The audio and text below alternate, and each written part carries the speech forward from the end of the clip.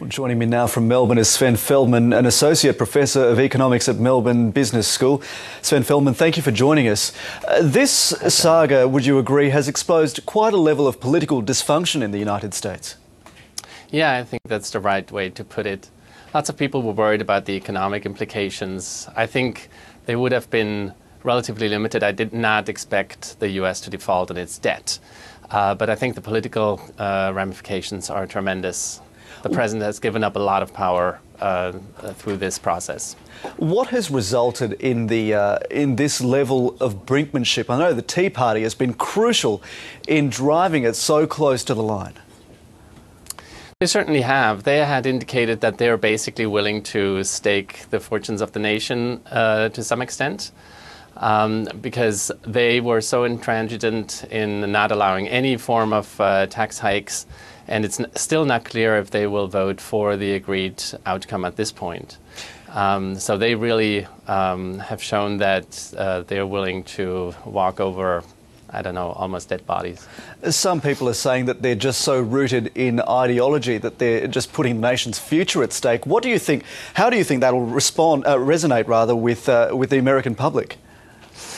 See, in a way, we were never going to see that to be put to a test, because in a way they have won. Maybe not a full victory, but they have gained the most out of this process by basically showing that the president will give in when they stand so firmly against any form of tax increases.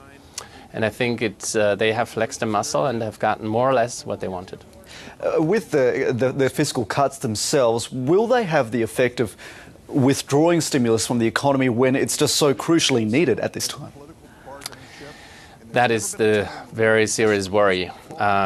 I think Paul Krugman in the New York Times has already written a piece where he says that this outcome is worse than the consequences of a default, of a short-term default would have been, in the sense that it really withdraws sort of the lifeblood of the economy that it now really needs. Now that, of course, is a rather Keynesian view of economics, and some people would say any form of tax increases might have a similar effect of dampening down the economy, but it is true that sort of withdrawing or sort of these tax cuts will have serious consequences in the recovery.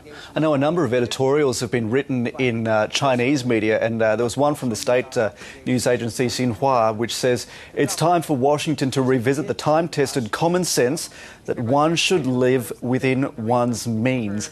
Certainly a very patronising tone there. How much ownership do you think the American public takes for what is being done in Washington?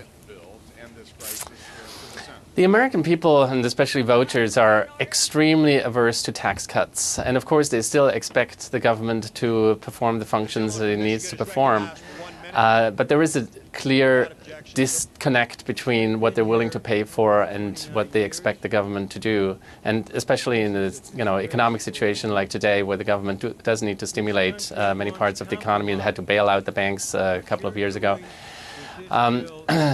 It's very hard for them to see the connection between what you pay for and what you get.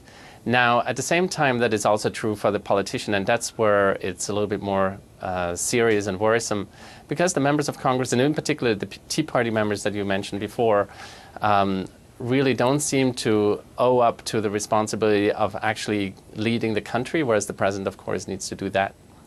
How damaging do you think this has been to the US's standing, in the medium to longer term? What most people worry about is sort of the financial standing and the trust that investors will have in the federal government. I think that hasn't been eroded much. I think objective observers will not have seen a serious possibility of a financial default. Maybe a government shutdown, a selective default would have been the consequence if this problem hadn't been solved in time. But in fact, the problem is not solved even in the medium term.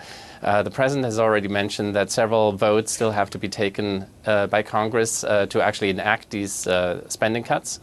And in particular, before Thanksgiving and then before Christmas, very serious cuts have to be enacted, and we will see a lot of drama still unfolding in the next few months and probably also in the beginning of 2012. Now, this drama, this negotiation really doesn't do very much, does it, to helping the underlying problem in all of this, which is the American economy, job creation.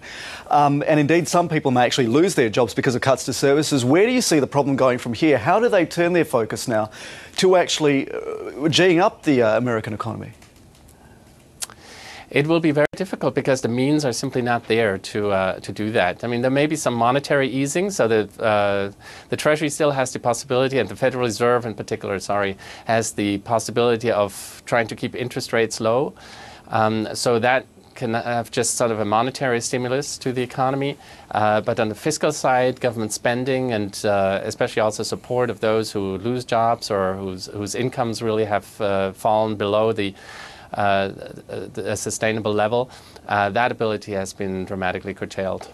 Right, Sven Feldmann from the Melbourne Business School, thank you very much for your analysis. Thank you very much.